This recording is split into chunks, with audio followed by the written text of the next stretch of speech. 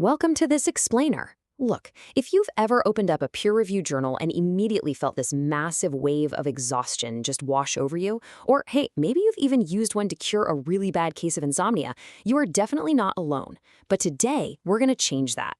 We're taking a 10-step methodology along with an actual real-world genetic study, and we're using them to transform that intimidating sleep-inducing wall of text into a highly organized, totally manageable scavenger hunt. So let's just dive right into this, because the approach is honestly pretty counterintuitive. Reading a scientific study is absolutely nothing like reading a novel. I mean, when you read a novel, you start at chapter 1, right? And you read straight through to the very end to find out who did it. But reading science, that is a strategic scavenger hunt. If you try to read a paper from beginning to end, you're almost guaranteed to get lost in the dense jargon and completely lose sight of the main question. Instead, we have to extract the information systematically. We're going to jump between sections to build our understanding piece by piece. To actually navigate this, we're using a 10-step methodology that is going to completely flip your reading habits upside down. Let's look at the absolute most critical highlights here, starting with the biggest shocker of them all. Do not start with the abstract. I know, it sounds totally crazy. The abstract is sitting right there at the very top of the page. But, as our guide points out, reading the abstract first is actually a really bad idea because it introduces immediate bias. You see, the abstract is a highly condensed version of the author's own interpretations, and we want to form our own objective understanding first.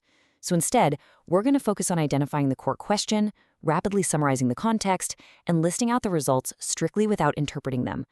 Okay. Let's put this into practice and apply these rules directly to our specimen for today. We're going to be looking at the first page of an actual published genetic study that investigates Parkinson's disease susceptibility in a very specific population, Mexican mestizos. Now, what's really brilliant about this specific document is that it comes with marginalia, those little helpful notes written in the margins that point out the exact signposts the authors are using to guide their readers. We're literally going to treat this paper like a crime scene, using our 10 rules to systematically lift the fingerprints of the author's core arguments. Right out of the gate, look at how the authors start guiding us from the very title. Rule number 2 of our guide says to identify the main question. The annotation for this paper praises the use of an informative, descriptive title that's actually in sentence form, complete with a verb.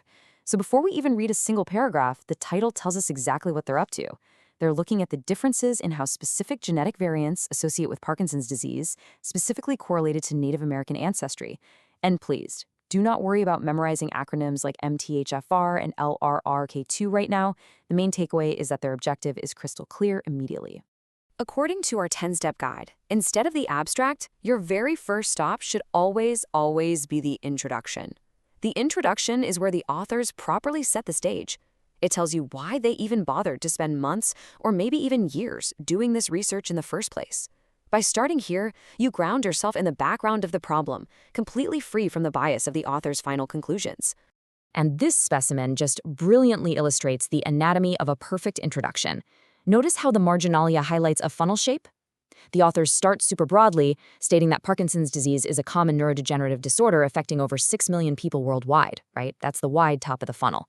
Then, as you read down, they begin to aggressively narrow the scope. They talk about general genetic risk factors, and then they pinpoint the missing piece, a glaring lack of genomic data from ethnically diverse groups, specifically mixed populations like Mexican mestizos. They funnel you right down to the exact gap in human knowledge that they intend to fill.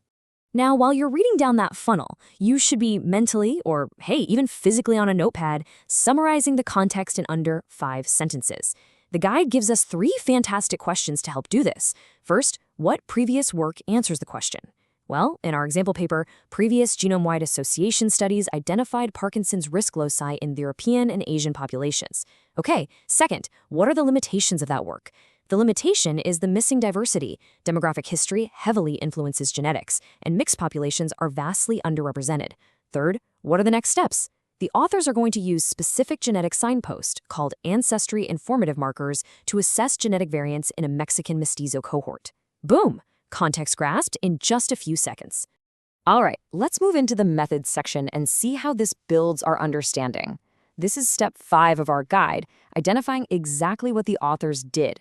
The marginalia in this study points out something super helpful for us readers. The authors use the active voice. They say things like, "We investigated." instead of that clunky passive "it was investigated." This active voice is a lifesaver because it helps you pinpoint the exact actions they took. They recruited 311 subjects, they isolated genomic DNA, and they used a panel of 32 of those ancestry informative markers. Again, you don't need to memorize the chemical reagents here. You just need to understand what's in their toolset. Now, as you inevitably hit the dense data, it is incredibly easy to feel totally overwhelmed, but authors will very often provide visual aids so you don't get completely lost in the weeds. For example, the researchers here included a meta-analysis flowchart. Instead of burying the reader in paragraphs of text about how they sorted through years of past research, this visual just maps it out perfectly. It shows how they started with the 137 retrieved articles, excluded the duplicates, eliminated irrelevant content, and then finally narrowed it all down to just a handful of high-quality studies to include in their meta-analysis. Visuals like this drastically increase the objectivity and the clarity of the conclusions. Use them. They are your anchor. Okay, let's move on to the results section. And here is an absolutely crucial rule, and honestly, perhaps the hardest one to follow. Rule 6 says read the results and list them out, but absolutely do not try to find their underlying meaning just yet. Your job right now is simply to be a robotic data collector. The paper states that a specific genetic variant sequence, labeled RS149194-2, showed a significant risk association in subjects with a higher ratio of Native American ancestry. Just write that fact down. Do not ask why or how yet. I know. It is basic human nature to want a story. You might instinctively ask yourself what these findings actually mean for real-world patients. When you see something like an odds ratio of 2.94, which means nearly triple the risk, for a specific genetic variant in a specific subgroup, your brain immediately wants to interpret that. Does this mean this demographic needs totally different screening protocols? Is this a massive breakthrough? Wait, resist that urge. As the notes on this document perfectly highlight, even the authors intentionally provide the raw results without discussing their implications here. Good scientific writing completely separates the objective data from the subjective interpretation.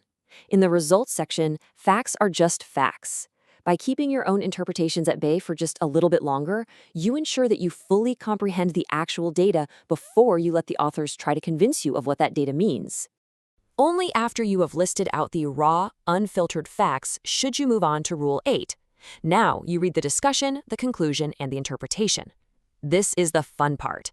This is where the authors finally get to take off their data collector hats and put on their analyst hats. This is where they weave those raw numbers into a compelling narrative about human health, genetics, and history.